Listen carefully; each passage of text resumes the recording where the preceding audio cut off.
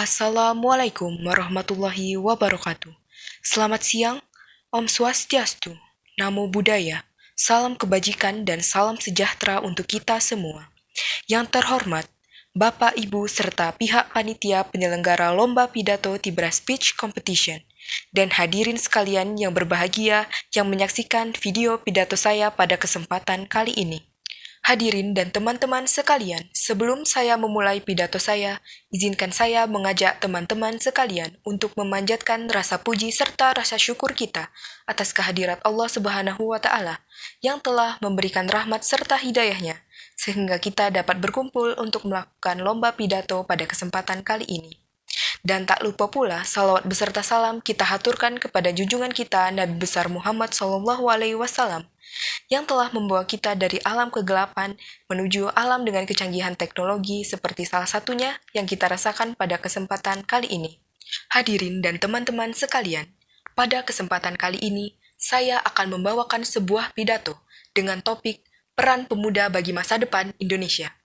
Namun, sebelum memulai, apakah kita menyadari bahwa banyak sekali perubahan bangsa dan negara yang diakibatkan oleh para pemudanya? Lalu, apa sajakah bentuk tindakan yang dilakukan oleh para pemuda untuk memajukan bangsa dan negaranya? Lalu yang terakhir, apakah negara menaruh harapan yang besar kepada kita selaku para pemudanya? Baiklah, kita akan membahas secara lebih lanjut. Hadirin dan teman-teman sekalian, seperti halnya tunas-tunas muda yang akan memekarkan bunga-bunga yang indah, maka seperti itulah keberadaan kita selaku pemuda di negara ini. Negara yang hebat adalah negara yang memiliki pemuda-pemuda yang siap untuk memajukan bangsa dan negaranya. Begitu besar negara menaruh harapan kepada kita selaku para pemudanya.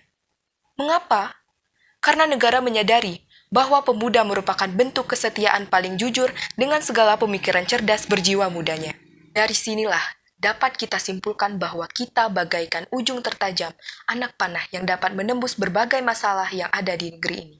Bila kita kembali kepada zaman sebelum kemerdekaan, kita dapat melihat banyak sekali peran pemuda untuk kemerdekaan bangsa dan negara kita tercinta ini.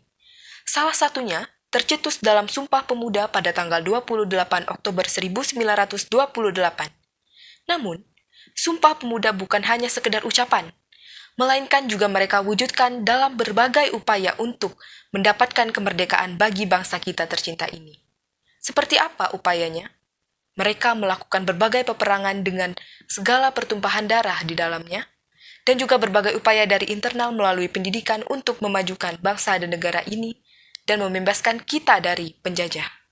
Dan dari sinilah menunjukkan bahwa kita sebagai pemuda bukan hanya sekedar orang-orang yang patut disepelekan. Kita sebagai pemuda juga bukan sekedar orang-orang yang mampu membuat kekacauan.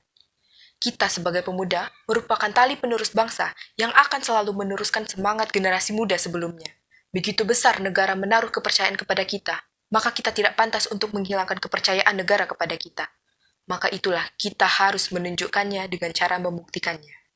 Lantas, bagaimanakah cara agar kita dapat membuktikan bahwa kita dapat berkontribusi untuk kemajuan bangsa dan negara kita?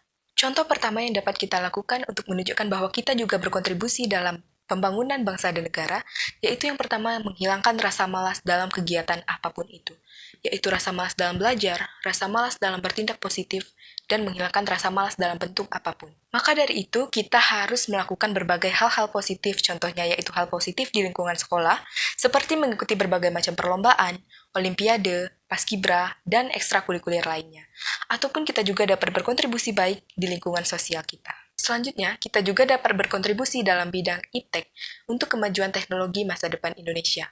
Bagaimanakah caranya? Yaitu dengan cara mengatur strategi agar kita dapat terus menghasilkan ide ataupun gagasan, yang selanjutnya dapat menghasilkan inovasi dan juga karya-karya yang dapat berguna bagi bangsa dan negara serta dunia, diiringi dengan sikap sopan dan santun serta akhlak yang baik, sehingga kita menjadi pemuda yang tidak hanya baik dalam akademis namun juga akhlak.